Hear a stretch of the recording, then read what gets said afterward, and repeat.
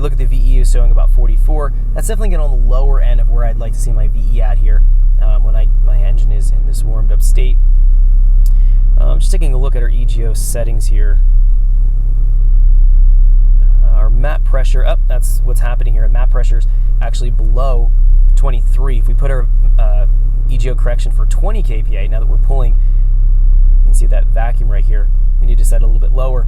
We see the EGO correction and it's starting to kind of clean that up, showing a 4% difference. So right here, we might need to bump our values up a little bit. We'll just do a plus a couple times. It's gonna add a couple more percent and we'll blend that horizontally across. And we can see as we start to make those adjustments, the EGO correction will start to shrink and we'll get closer to that target lambda. This is so minimal of a difference, I'm not super worried about it. Looking at my wideband, I'm pretty much on 14.7, 14.8 right now, and that's exactly on the petrol air fuel scale on my wideband. That's the equivalent of a 1.0 lambda. So this is looking good. Again, just kind of nitpicking right now. All right, let's wrap this video up because everything here is pretty much dialed in for idle. The VE values, the airflow model looks good. One last thing we need to go in and look at, and that's, or two last things. We need to go and check our timing with a timing light and verify that the timing that we're commanding at idle conditions is what the engine is seeing, so the EMU black and the engine are synced.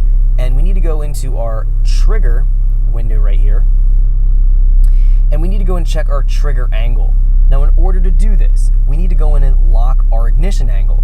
So what I have going on here, I have my I have a timing light hooked up to the engine. What I've done in order to do this, I have our #1 coil pack I pulled out ahead of time. I have a old spark plug lead that's going on the spark plug to the coil pack, allows me to jump that out. I clip my timing light from the pickup light from the timing light onto that coil lead. And then I'm going to be setting here, or preset I should say, the dial wheel on my timing light to 10 degrees. That allows me to go in here to the lock angle here and set it at 10 degrees. So right now, I'm going to go out and I'm going to shoot my timing light at the balancer. There's a pointer, cast pointer mark on the K-Series chain case cover. That's where we line up the TDC mark on the balancer when we're doing our chain, getting the chain lined up, everything lined up between our cam and crank. And in this case, we can use that as a reference point for checking our timing.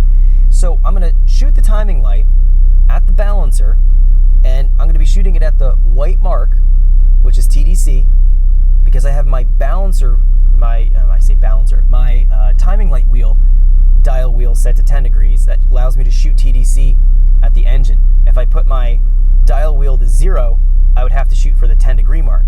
We don't have a 10 degree mark on the balancer, which is why I'm using TDC. So I've locked it at 10. I've set my wheel on my timing light at 10 degrees. That allows me to shoot TDC marking on the balancer. My goal is to get the pointer mark and that TDC mark lined up. That's going to verify if our trigger angle here needs to be adjusted or not.